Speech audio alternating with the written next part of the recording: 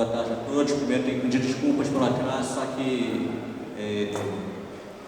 principalmente aos nossos painelistas, ministro José Gomes Temporão e governador Paulo Artung. A reunião da Confederação Nacional de Jovens Empresários ainda não terminou ali em cima e justamente devido a atrasos de agenda que infelizmente o nosso país não avança também, né?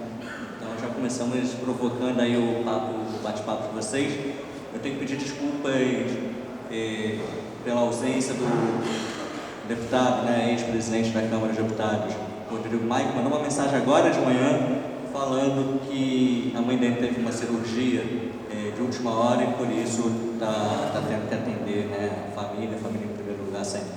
Então, vou passar primeiro a palavra ao nosso governador Paulo Artung, ele que infelizmente não poderá estar na agenda toda conosco, ele tem um voo, ele encaixou estar aqui conosco porque ele tem um voo para São Paulo, certo, governador? Então, peço desculpas também por atraso, sei da sua limitação de hora. E aqui nós temos hoje um painel que começa, né, com o almoço e vai ao longo da tarde, um painel sobre líderes que inspiram, líderes que já passaram pela vida pública, que estão na vida pública, mas quisemos que fossem pessoas que não estão ativamente com algum cargo eletivo no atual momento, justamente para não ter aquela propaganda política, partidária, etc. Mas são duas pessoas que estão aqui conosco, que contribuíram e contribuem, eu sei que contribuirão muito mais ainda com o futuro do Brasil. Então, em nome da Associação de Jovens Empresários do Estado do Rio de Janeiro, em nome também da Confederação Nacional de Jovens Empresários, do qual sou diretor de comércio, agradeço enormemente a participação de vocês e já passo a palavra aqui para o nosso governador Paulo Artung.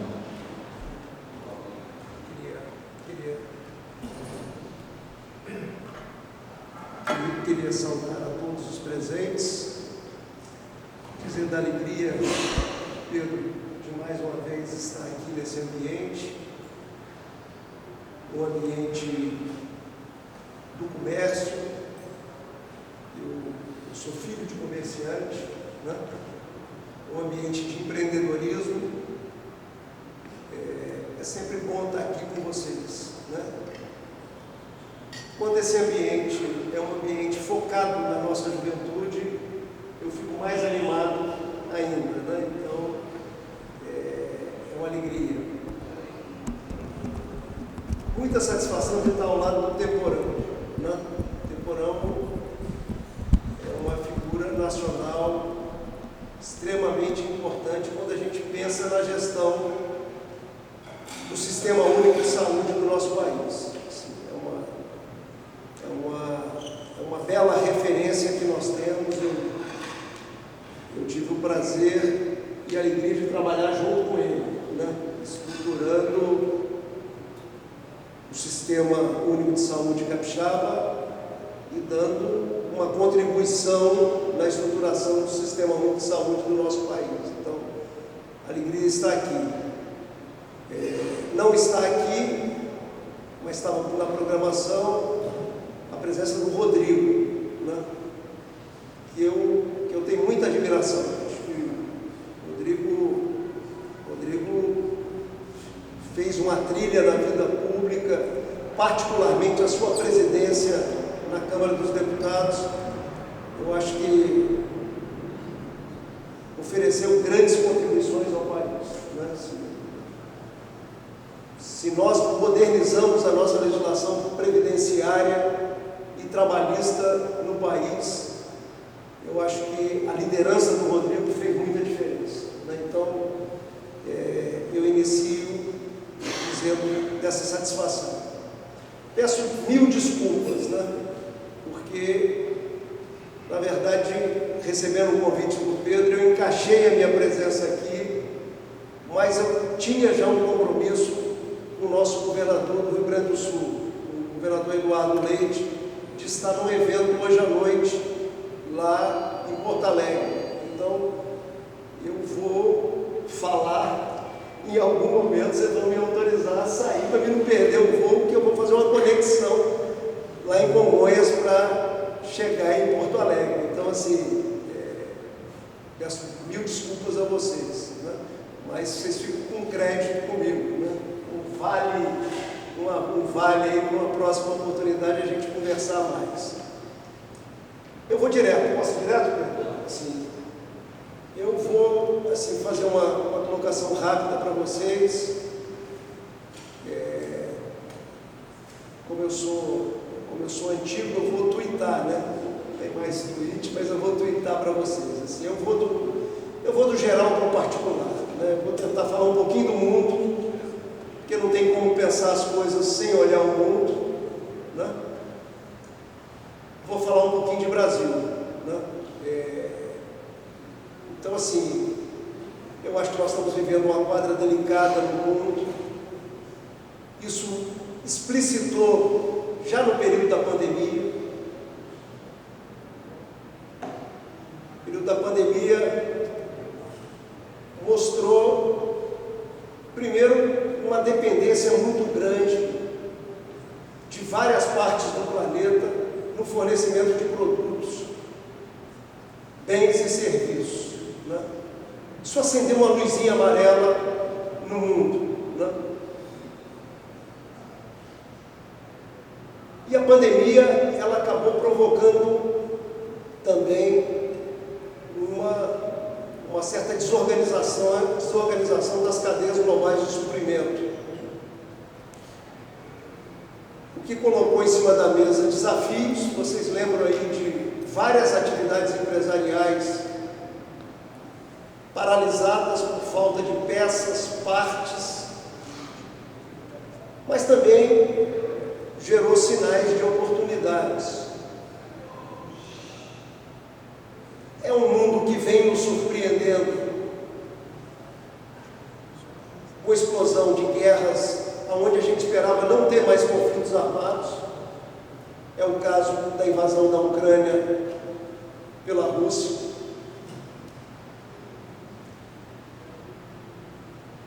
Desde quando os europeus conseguiram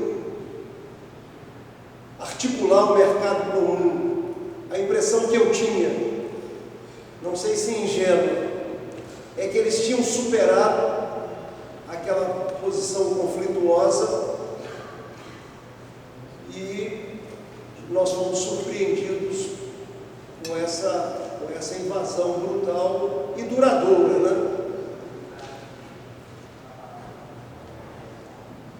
De novo, nós estamos presenciando mais um capítulo desse conflito armado no Oriente Médio, né? Então, assim, se a gente olhar pandemia,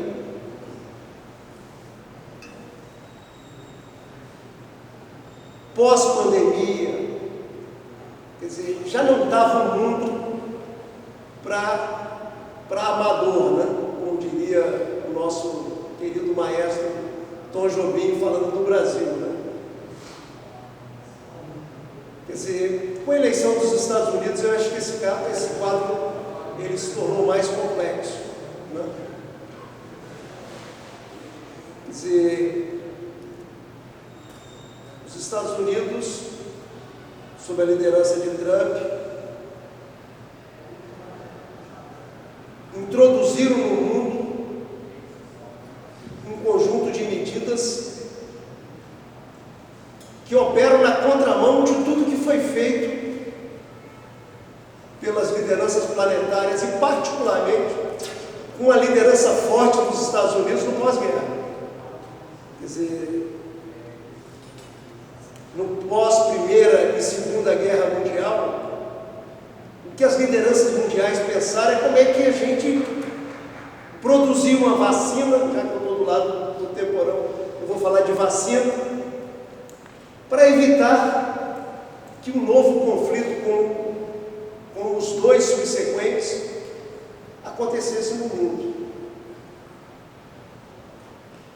Foram buscar as causas da Primeira Guerra, as causas que levaram ao segundo conflito mundial. Entre os muitos elementos, eram as disputas comerciais, era o protecionismo comercial. Então, tudo que se montou, que se desenhou em termos de arquitetura para o mundo no pós-guerra, foi no sentido de construir relações multilaterais. superando o unilateralismo. Foi aí que nasceu a ONU, que nasceu a Organização Mundial do Comércio, que nasceu a Organização Mundial da Saúde, só para citar alguns exemplos. Quer dizer, então nós estávamos num mundo, na pandemia e pós-pandemia, já dificílimo, com guerras horríveis voltando à nossa agenda, e passamos a conviver com uma agenda no mundo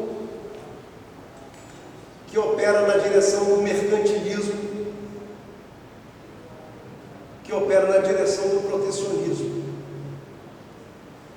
Quer dizer, tudo que as correntes de comércio produziram nesses últimos anos, gente, que uns chamam de globalização, sabe?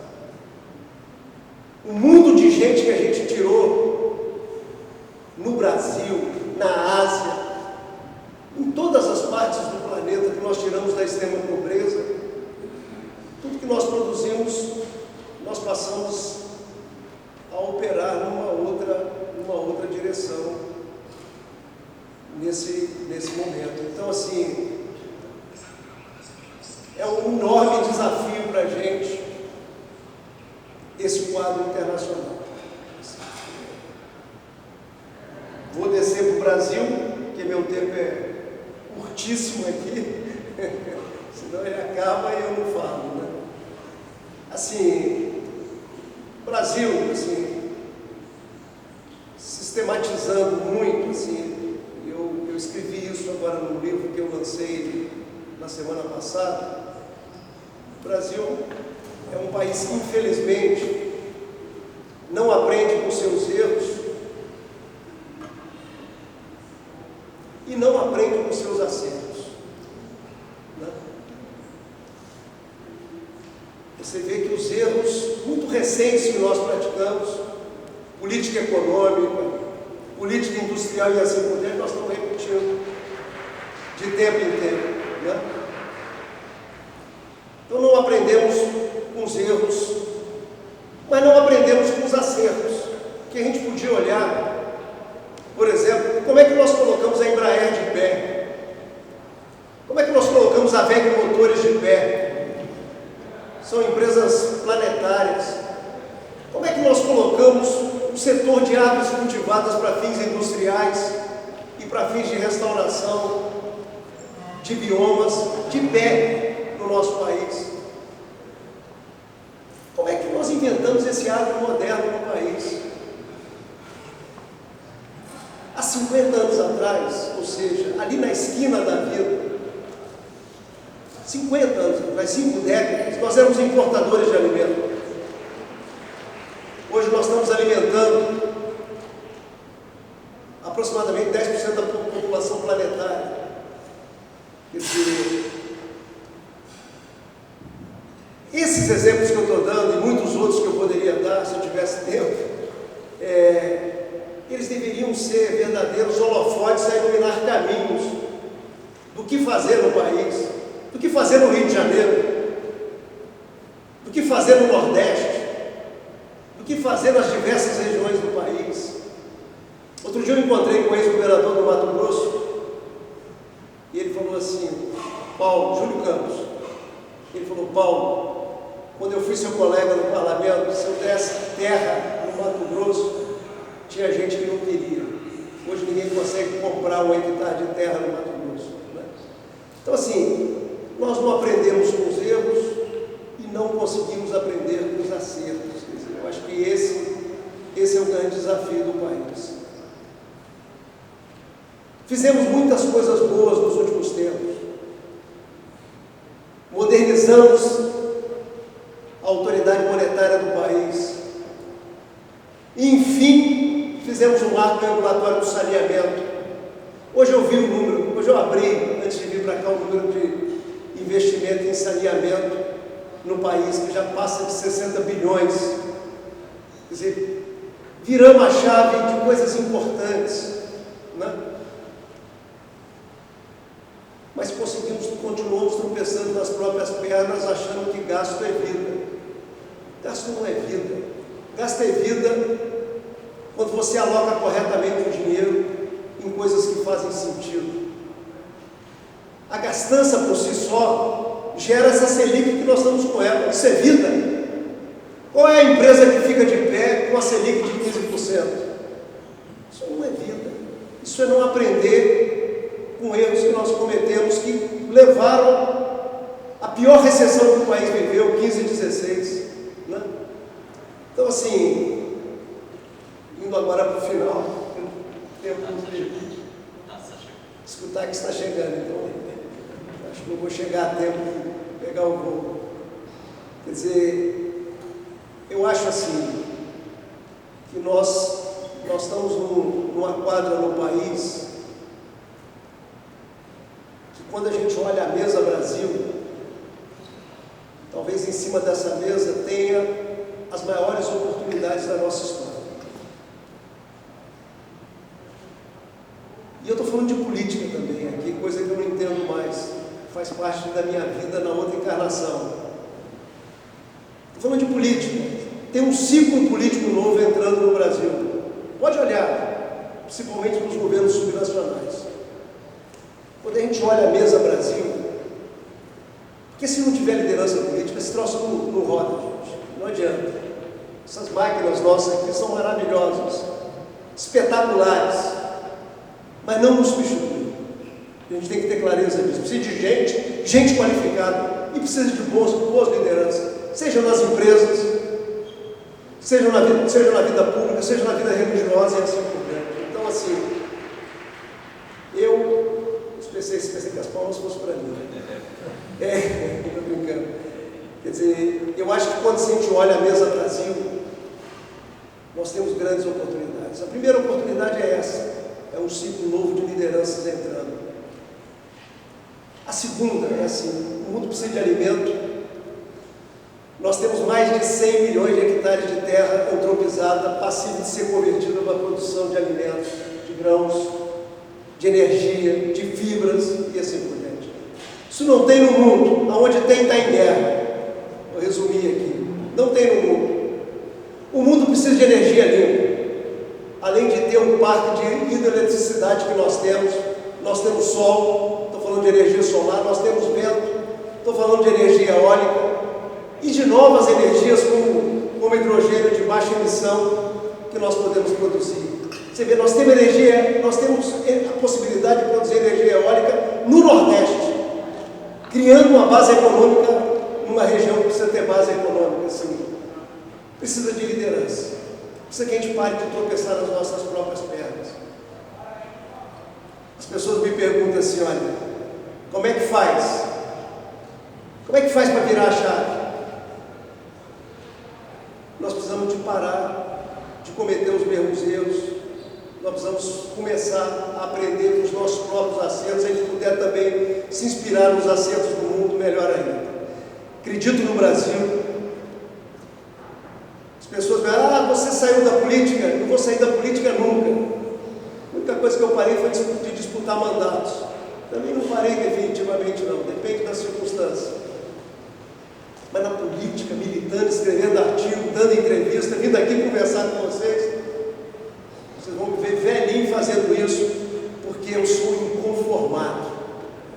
E meu inconformismo é um só. Não pode um país com potencial desse viver as privações que a gente vive. Não pode um país com o potencial que nós temos, se colocar os 10 países com o maior potencial do mundo, nós estamos entre os 10, não ter capacidade de liderar a transformação desse potencial em oportunidade, principalmente para os seus jovens. Vamos fazer isso. Precisamos de vocês.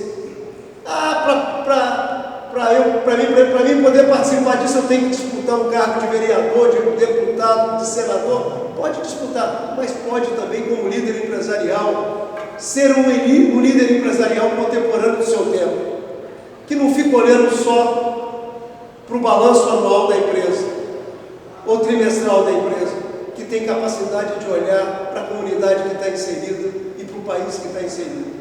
É esse tipo de liderança que nós precisamos. Um beijo no coração, peço mil desculpas mais uma vez, um abraço, siga bem no encontro de vocês, vão formar muitos jovens desse país. Tem uma mesa aqui que é do Renova BR, eu sou conselheiro do Renova, podia levantar a mesa para a turma saber quem é. Sabe? Eu sou conselheiro do Renova BR. O Renova BR é uma plataforma bonita no país para formar jovens, meninos e meninas, para a gente poder ter uma representação política de melhor qualidade nos próximos anos no país. Um abraço a todos.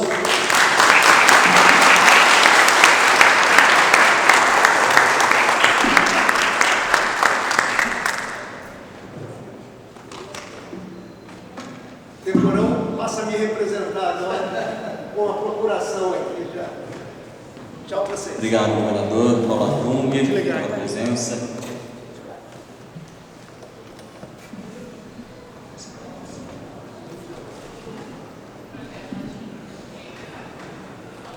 Bem, depois dessa aula do governador Paulo Artung, vamos ouvir agora o nosso ex-ministro da Saúde, José Gomes Camporão, que é de nascença portuguesa, né? Mas serviu muito e continuará servindo ao nosso país. Então, ministro, o senhor que contribuiu muito com a saúde pública do país, mas também tem um vasto conhecimento sobre a nossa política, um líder que nos inspira também. A palavra é do senhor. Muito obrigado, boa tarde. Eu também sou filho de comerciante. Meu pai é dono de um restaurante que fica aqui do lado, restaurante Mosteiro. Curiosamente, durante décadas, a diretoria aqui da Associação Comercial, toda sexta-feira tinha uma mesa no Mosteiro e almoçava toda sexta-feira lá. Eu vou pegar carona no que o meu querido Paulo Artung falou, que ele disse, encaixa bem no que eu vou colocar aqui. Se a gente colocar a saúde no contexto que ele desenhou aqui para a gente, um tema central nesse momento, considerando todas as medidas de retaliação do governo americano ao Brasil, é a questão da soberania. E a soberania na saúde tem muitas singularidades. O papel do Brasil na saúde global é extremamente expressivo. O primeiro diretor da Organização Mundial da Saúde, logo depois do pós-guerra, foi um brasileiro que foi diretor por mais de 10 anos. O Brasil liderou durante muito tempo os debates e as discussões em saúde pública.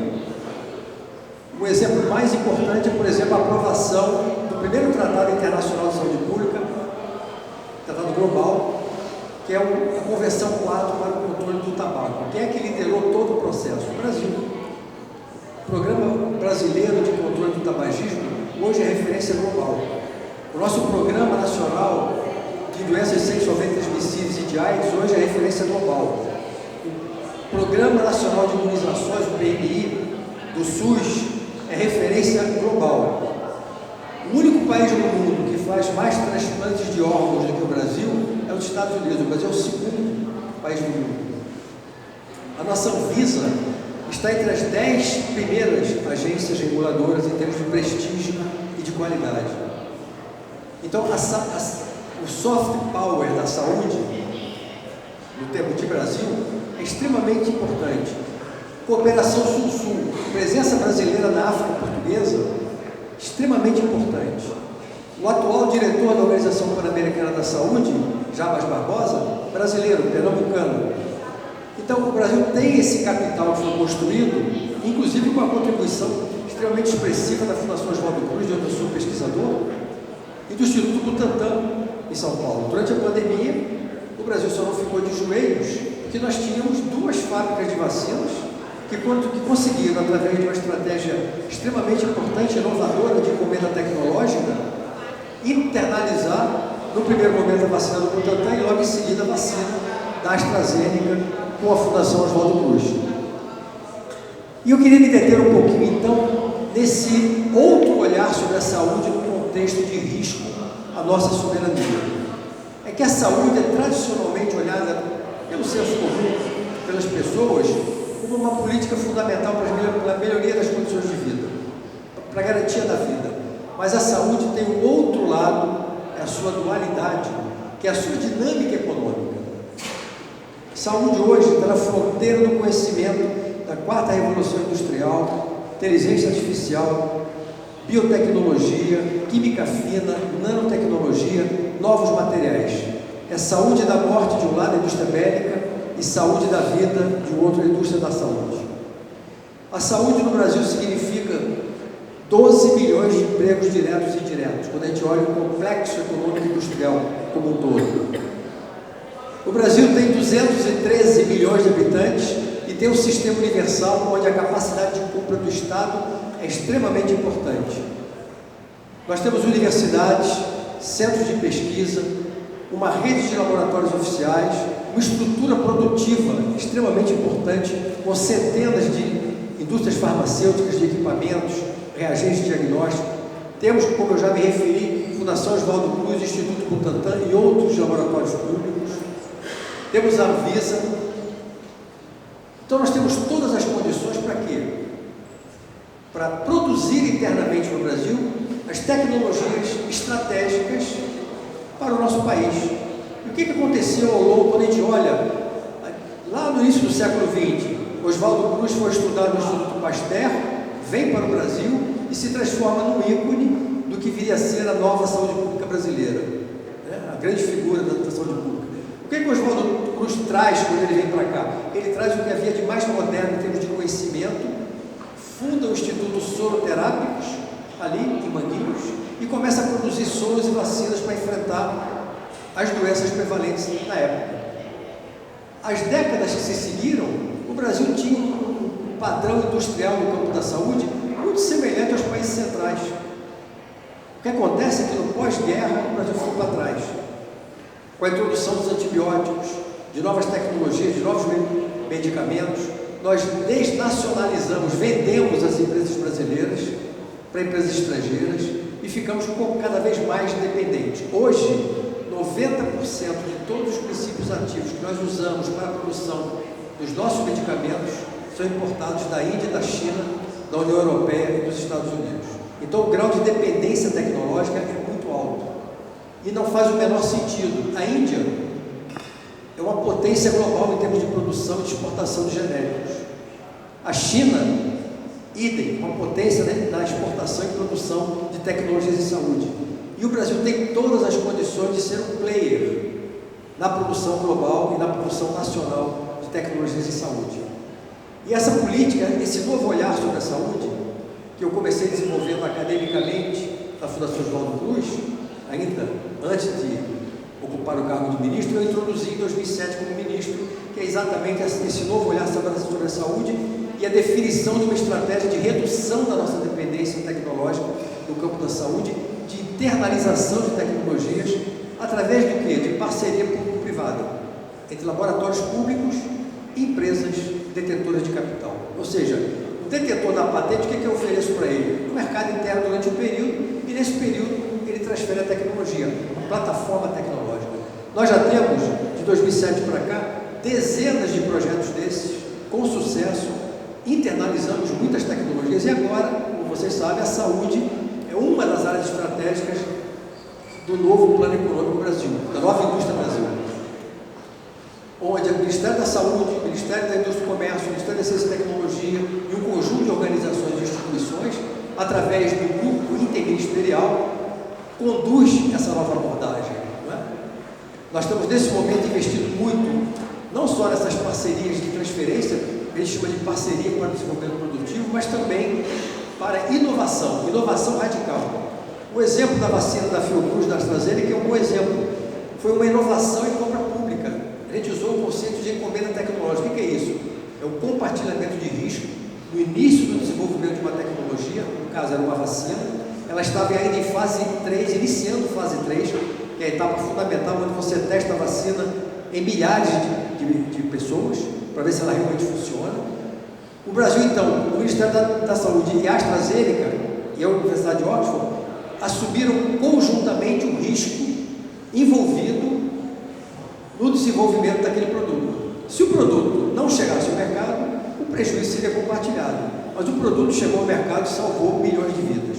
Então, essa inovação em compra pública é extremamente importante, é um bom exemplo de como poder de compra do Estado, parceria público-privada, decisão política de não olhar a saúde como muitos brasileiros olham. O Brasil nasceu para ser um mero exportador de commodities. Isso é um grave equívoco, né?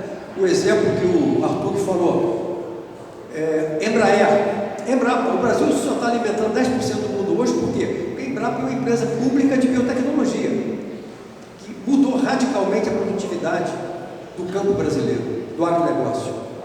Então, nós temos a Fiocruz, e temos o Butantan, e temos várias outras instituições. Então, o meu recado que eu deixo aqui é exatamente esse. Quer dizer, o Brasil tem todas as condições estruturais, econômicas, científicas, tecnológicas para ser um grande produtor, um grande inovador na indústria da saúde, defendendo a saúde e a vida dos brasileiros e, por que não, exportando essa tecnologia para o mundo. Era isso, um abraço, muito obrigado pelo convite.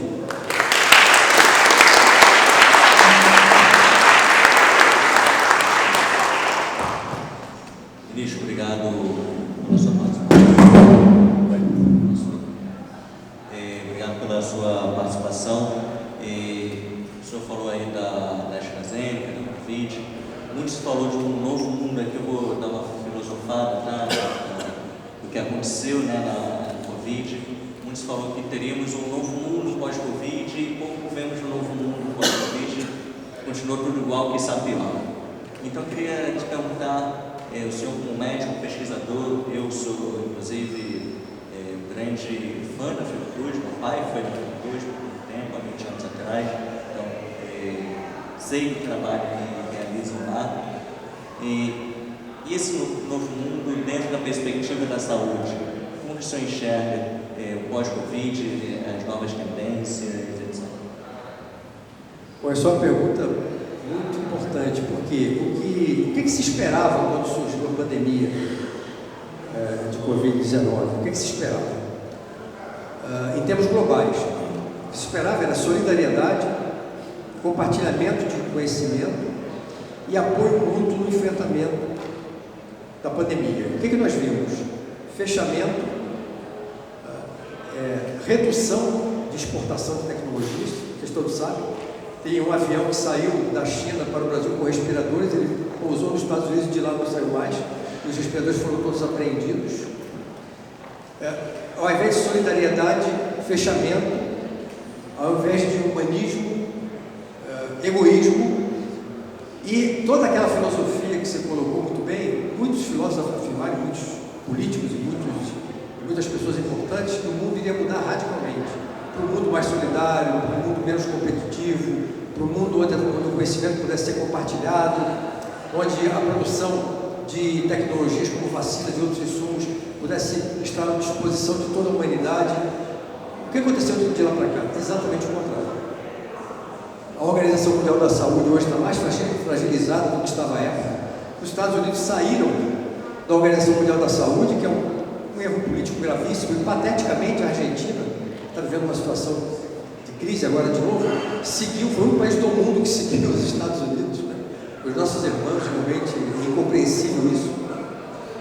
A postura do governo brasileiro sempre foi essa postura de compartilhamento, de produção local, de cooperação sul-sul, de apoio e de suporte em relação a toda a agenda que nós levamos para o G20, foi exatamente isso. Não sei se todos sabem, foi aprovada no G20 uma agenda muito ousada, exatamente nesse sentido, né? De descentralização da produção para os países do Sul, África do Sul, construiu uma indústria de RNA mensageiro. A Fundação Oswaldo Cruz acabou de comunicar semana passada que o Brasil já tem uma plataforma própria de RNA mensageiro para a produção de vacinas e outras tecnologias, só que a nossa postura é compartilhar esse conhecimento, produzir esse conhecimento em parceria, né? Dentro dos BRICS e fora dos BRICS, né? Então, isso é a marca da saúde pública brasileira em termos globais, como eu coloquei aqui. O Brasil liderou desde o início a constituição do OMS e toda a postura brasileira em termos de saúde global sempre foi de apoio e de suporte. Eu estava contando aqui antes do almoço um exemplo muito interessante. Eu estive em Moçambique, em Maputo, visitando o Instituto Nacional de Saúde, que é um dos mais importantes da África, né? Uma espécie de mini Fiocruz, lá em Maputo. E o diretor do Instituto me levou para visitar o prédio. Na entrada do prédio me chamou a atenção duas grandes placas. Do lado esquerdo eu fui lá ler, estava lá. A República Popular da China financiou a construção deste edifício. Do outro lado, o governo dos Estados Unidos financiou todo o equipamento e toda a tecnologia instalada neste edifício. A Aí eu perguntei para o diretor, você não acha que está faltando uma terceira placa? Quem é que formou as pessoas que trabalham neste prédio, os pesquisadores e os técnicos? Foi a Fiocruz. E cadê a placa da Fiocruz do governo brasileiro? Porque prédio e equipamento sem gente qualificada não vale nada. Então, esse é o trabalho que o Brasil faz há décadas na África Portuguesa, né? Junto a outros países africanos. Na América Latina, eu fui diretor do Instituto Sul-Americano de Governo e Saúde. Infelizmente, a Unasul, por questões políticas, foi desfeita, né? A gente conseguiu criar uma organização internacional e iniciamos uma série de projetos de cooperação extremamente importantes, de formação, de integração, de articulação que se perdeu. Então, o que nós temos que resgatar é esse espírito de Oswaldo Cruz, né? que nos acompanha, nós sanitaristas, né? Nos alimentamos o tempo todo dele e de outros sanitaristas da era mais moderna, como Ezio Cordeiro, como Sérgio Arouca, como Carlos Chagas, como muitos outros. Isso está no DNA da saúde pública brasileira. Solidariedade, cooperação, soberania, mas soberania compartilhando conhecimento.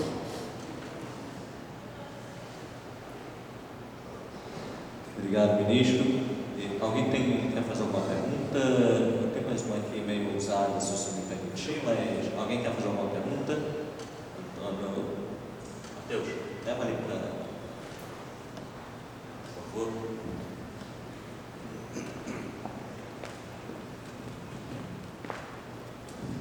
Matheus é o nosso coordenador de Relações Internacionais da Confederação, e aqui já tem o nosso presidente da Confederação, Fábio Saraiva, junto com o nosso vice-presidente William.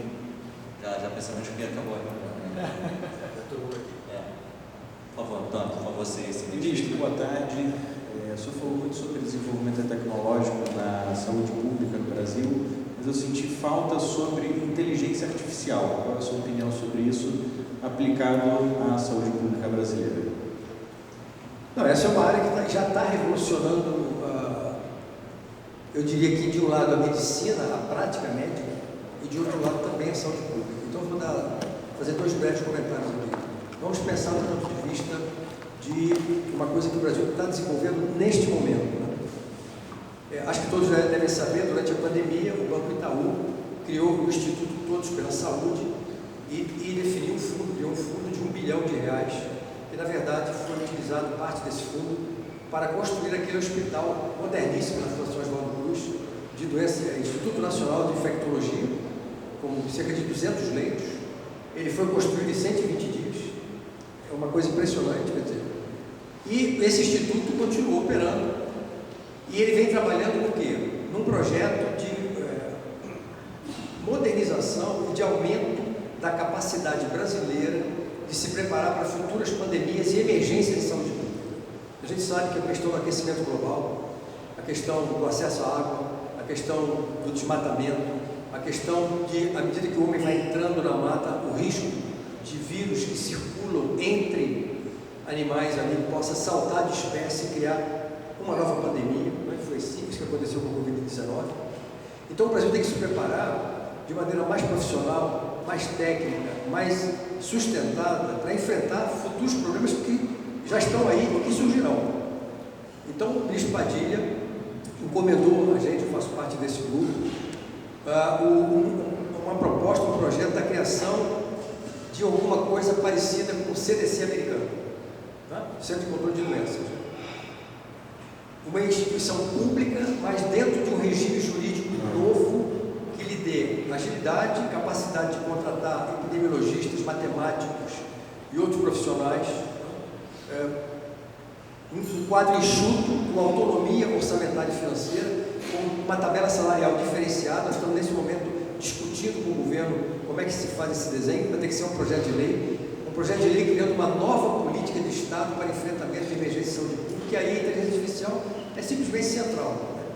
E você pode multiplicar por 1 milhão a capacidade de você, por exemplo, perceber o que a gente chama de eventos sentinelas, mudanças no padrão de circulação de determinadas doenças, que para responder um pouco à emergência de saúde pública, a questão central é antecipação.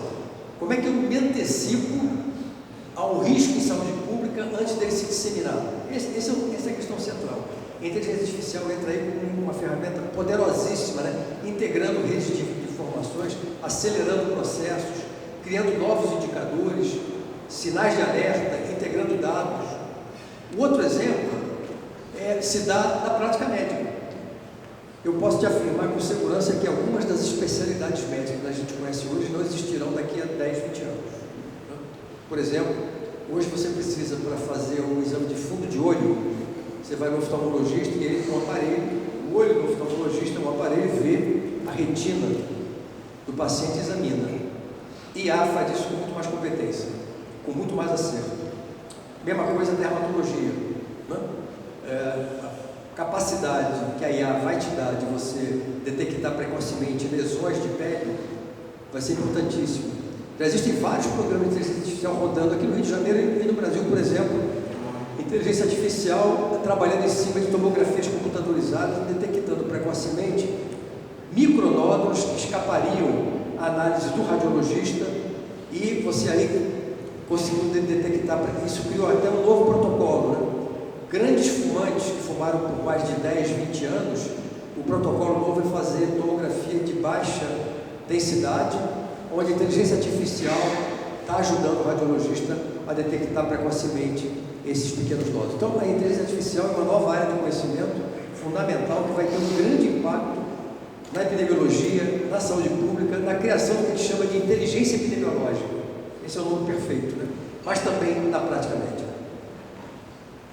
E eu recebi aqui uma pergunta de uma pessoa, ministro, por escrito, e a sua visão, uma pessoa que já passou pelo setor público, né, ministro, continua na vida pública, mas um mundo totalmente polarizado, e o que o senhor enxerga, não apenas para o ano que vem, mas para os próximos anos na gestão pública, da saúde ou em geral do Brasil? Eu acho que depois da pandemia aconteceu um fenômeno muito interessante aqui no Brasil. Não sei se vocês vão concordar comigo. Todos concordam que nós temos, do ponto de vista filosófico, conceitual, um dos melhores sistemas de saúde do mundo. O SUS, eu participei dele ainda estudante de medicina. A luta da sociedade brasileira pela aprovação da Constituição brasileira, no artigo 196, a saúde é um direito de todos e dever do Estado. Nessas mais de 3 décadas, nós temos um sistema com muitos problemas, mas com grandes resultados, muito potente. São milhões de trabalhadores, são milhares de unidades assistenciais, programas, como eu já me referi, de grande sucesso. Mas, até a pandemia, havia uma questão. Havia um senso comum que dizia o seguinte: tudo que é público não funciona muito bem, o que é privado é de melhor qualidade. No caso da saúde, isso é um ledo engano. Você tem no Brasil excepcionais hospitais públicos, excepcionais hospitais privados, e hospitais privados terríveis e hospitais públicos terríveis. Então, esse não é um parâmetro. A outra questão era, ter um plano de saúde significa, é parte do processo de ascensão social. Ter um carro próprio, ter uma casa própria, ter um plano de saúde. Na verdade, o SUS veio para atender os mais pobres, e isso também não é verdade. Com o SUS, a questão da filantropia e da caridade na saúde pública brasileira caiu dramaticamente. A saúde como um direito não faz muito sentido, a saúde como caridade. Na verdade, as santas casas hoje são os grandes fornecedores de serviços para o sistema público, contratadas pelo Estado. Então, havia uma certa, digamos assim, principalmente a classe média, parte da classe média, um olhar meio crítico. Curiosamente, sem saber que todos nós usamos o SUS. Se alguém precisar de transplante de órgão aqui, vai fazer aonde? Não é onde vai pagar? Não, é o SUS que paga. Se algum de nós aqui tiver uma doença grave, crônica, cujo custo de tratamento mensal é 15 mil reais por mês, então o plano de saúde que vai pagar? Não, é o SUS que vai pagar o remédio. A Anvisa garante a qualidade dos medicamentos, cosméticos, alimentos, todos usam. O PNI está aí, para todo mundo usa o PNI. Então, na verdade, todos os brasileiros usam cotidianamente os serviços oferecidos pelo Sistema Único de Saúde. O que acontece é que, ao longo dessas décadas, você estruturou de um lado o SUS e de outro lado o mercado privado, que mobiliza muito dinheiro, muito competitivo, com vários tipos de arranjos competindo por esse mercado, sem nenhum tipo de diálogo, sem nenhum tipo de interface, seria um tipo de cooperação, de harmonização entre o sistema público e o mercado privado. Então, nesse momento, tem uma série de iniciativas sendo tomadas. A mais importante dela é compartilhamento de dados. A base de dados dos 25 milhões de pacientes que utilizam o setor privado para suas necessidades diárias de consultas, exames e internações, está se integrando à base de dados do SUS. Isso vai ser revolucionário porque, imaginando o prontuário eletrônico e o CPF como número de identidade de cada um de nós, tanto os do setor público como o setor privado, em qualquer ponto do Brasil, em qualquer ponto do sistema, um posto de saúde, uma policlínica, uma emergência do setor privado, você vai estar lá com o controle eletrônico com todas as informações que esse paciente já teve de patologia, que medicamentos ele toma, qual é a situação de saúde dele atual. Então, esse é um bom exemplo de harmonizações que começam a acontecer. E concluindo, eu acho que mudou a percepção da sociedade sobre o SUS. Naquele momento foi muito claro para os brasileiros como o SUS é importante na garantia da vida, porque naquele momento de pandemia, de insegurança, de risco, de pavor, esse é o termo correto, não é? Foi no SUS que a população brasileira se apoiou e conseguiu o cuidado, a atenção e a garantia da sua própria vida. Podemos fazer mais uma pergunta? Quem mais quer fazer uma pergunta breve? Matheus, aqui na frente. Tá. Enquanto isso, antes, Caio, por favor, só vou anunciar aqui, agradecer a presença do cônsul do Peru, Esteban Pacheco, do cônsul-geral da República Dominicana, Roberto Rubio, e também agradecer os patrocinadores, né, que estão aqui presentes, Nelson Inês Advogado, Sebrae, e tantos outros que estão aqui conosco participando, Iara, Chinesinho, vai ser a sobremesa, São Tom, então, que está patrocinando aí com um espumante na entrada. Então, agradecer a todos vocês. Vamos lá, Caio, por favor. Caio, seja breve e se apresente. Pode deixar. Boa tarde a todos. Caio Garcia, parceiro aqui associado da casa, amigo do Pedro. Eu queria trazer uma pimentinha no nosso assunto, né? O governador Paulo falou a gente aprende com os erros, não aprendemos com os erros, nem com os acertos, né? Mas o ministro aqui comentou algumas experiências exitosas na área da saúde e tal. Acho que sem dúvida nenhuma o Brasil é uma referência nesse sentido. Mas como integrar o público do nosso fórum dos jovens, né? Encontro Nacional de Jovens Empresários, nesse ecossistema da geração nossa dos cabelos brancos, né? Com o terceiro fator da inteligência artificial, que está vindo para eventualmente tirar algumas oportunidades, algumas profissões no futuro, ou, por que não, servir como uma ferramenta. Mas não só no aspecto da saúde, mas, de um modo geral, como nós, aí transitando entre os jovens e os mais experientes, dialogar com essas três partes no futuro. Eu acho... Então, Matheus, leva aqui para ele, pediu, e a gente já encerra, porque também não podemos deixar a galera de fora.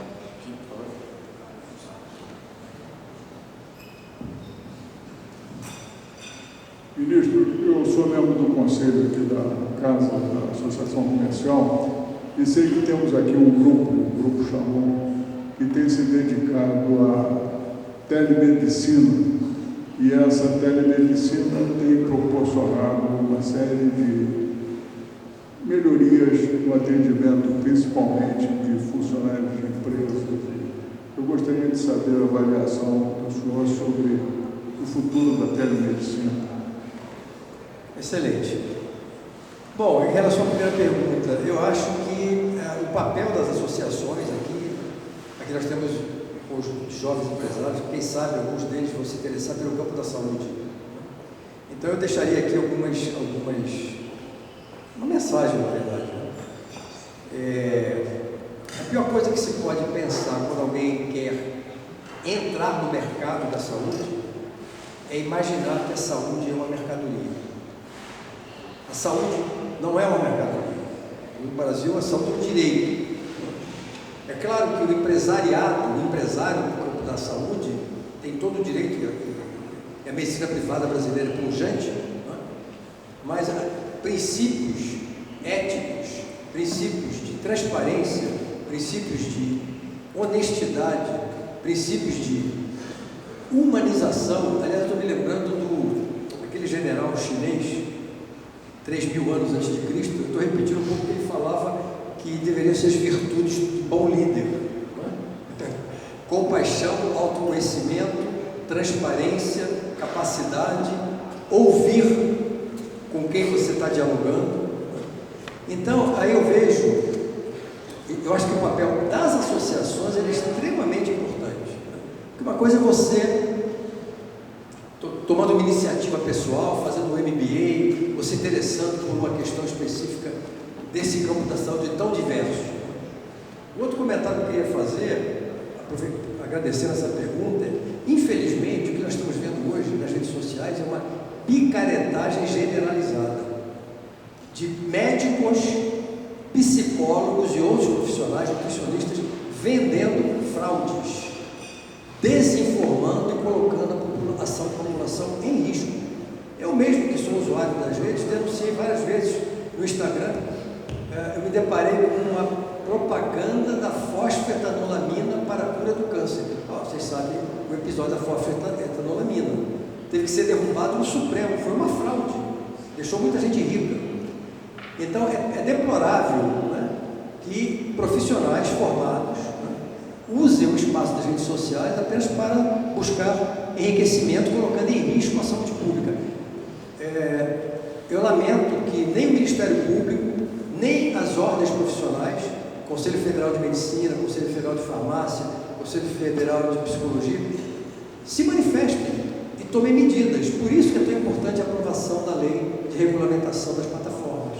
Porque sabe qual foi a resposta que o Instagram me deu? A matéria não conflitua as políticas internas do Instagram.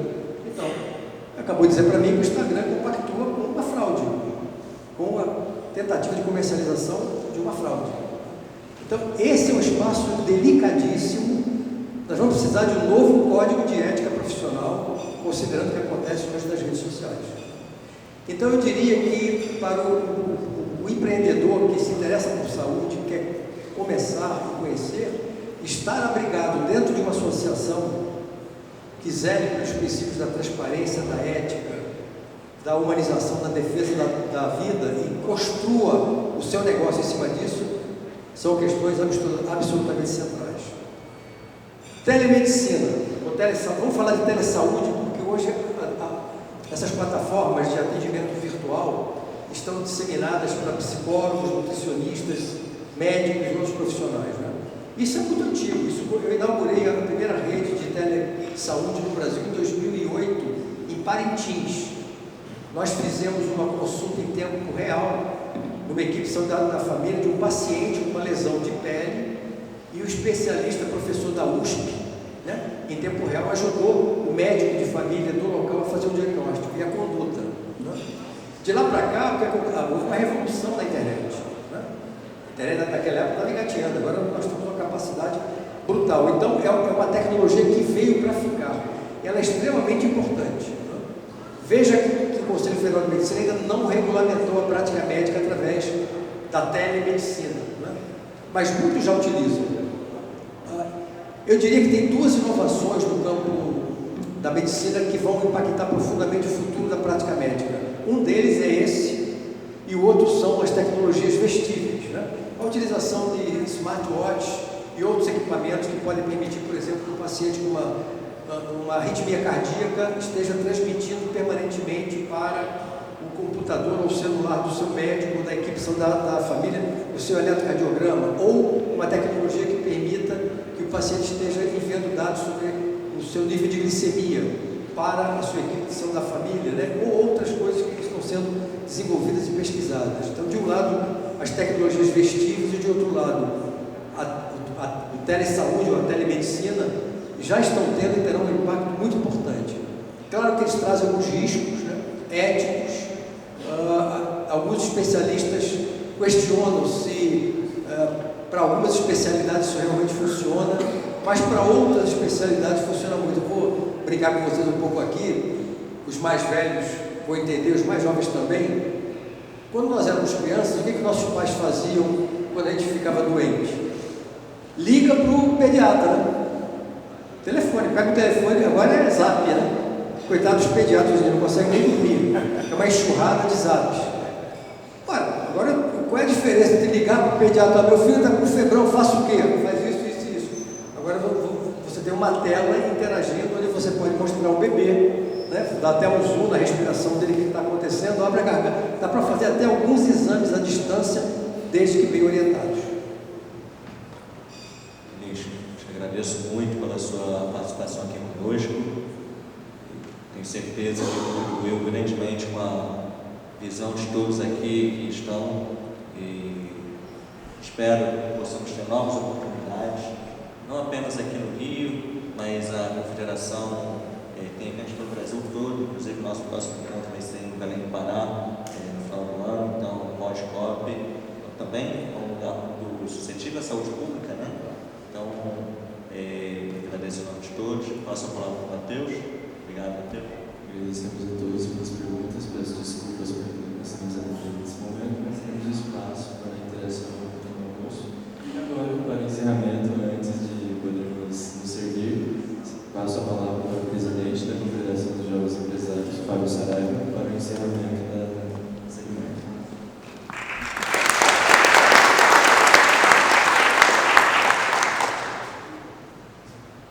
Eu cruel, né? Disputar agora quase 2 horas de andar, todo mundo com fome, mas gostaria de dar boa tarde a todos, agradecer a AGE Rio e ao Pedro Rafael por ter nos proporcionado esse encontro nacional de jovens empresários aqui no Rio, onde tivemos nossas Assembleias Gerais Ordinárias, tivemos visitas técnicas, vamos ter agora o nosso almoço aqui com empresários e amigos aqui do estado do Rio de Janeiro, e fomos muito bem recebidos, tá, Pedro? Então, em nome da Confederação, eu gostaria de trazer esse agradecimento, e também para os presentes que estão aqui. É um ano emblemático para a CUNAGE. A CUNAGE esse ano faz 25 anos de história, é uma entidade que tem como propósito cultivar novas lideranças e para tornar o país mais próspero. Hoje contamos com 18 estados presentes na CUNAGE e 21 movimentos. Então, é uma confederação que está em evolução, que está em movimento constante e que busca realmente a finalidade de união, de conversão e de crescimento. Então, enquanto presidente da confederação, aos que não nos acompanham, eu peço que nos acompanhem. A gente tem 4 eventos anuais, que são nossos eixes. Como o Pedro falou, o nosso próximo eixo será em Belém do Pará. Vai ser um evento pós-COP30, uma oportunidade que vocês podem ter de ir para o Pará sem aqueles preços, infelizmente, exorbitantes que está posto aí no cenário. Assim como no ano que vem a gente também tem já uma agenda extensa, ministro. A gente roda 5 regiões. Então, no próximo ano a gente começa em Goiânia, depois vamos para a região sul, Itajaí, Santa Catarina. Em agosto estaremos em Manaus, e no final do próximo ano será nosso congresso, que ainda está a definir. Então, a gente agradece também todo o apoio. Hoje, mais cedo, a gente teve o secretário nacional de Juventude, o Ronald, também, que é um parceiro do jovem empresário brasileiro, é um parceiro da CUNAGE. A gente acredita, sim, que Pedro também tão bem faz essa interlocução com o poder público. Acho que a iniciativa privada ela tem que ter comunicação permanente com o poder público, até porque nós fazemos parte de uma engrenagem única, né? Enquanto público, privado e sociedade civil. Então, eu agradeço a todos aqui que estão participando desse almoço. Tá? Desejo um bom almoço para vocês, desejo um bom evento. Vai começar às 14 horas, Pedro, aqui? 15 horas.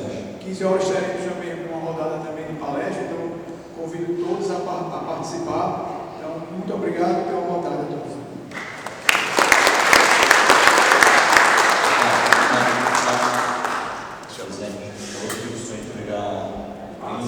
E só vou justificar os que chegaram atrasados. O nosso governador Paulo Arthur teve que sair para um voo para São Paulo, e o nosso presidente da Câmara de Deputados teve um imprevisto familiar e não pôde vir ao nosso almoço, mas virá numa próxima oportunidade.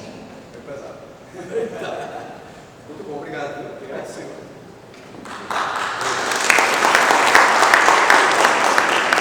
E agora o almoço está servido lá atrás, e a partir das 3 horas no auditório 12º andar, vamos ter a rodada de palestras. Estão todos convidados. Obrigado.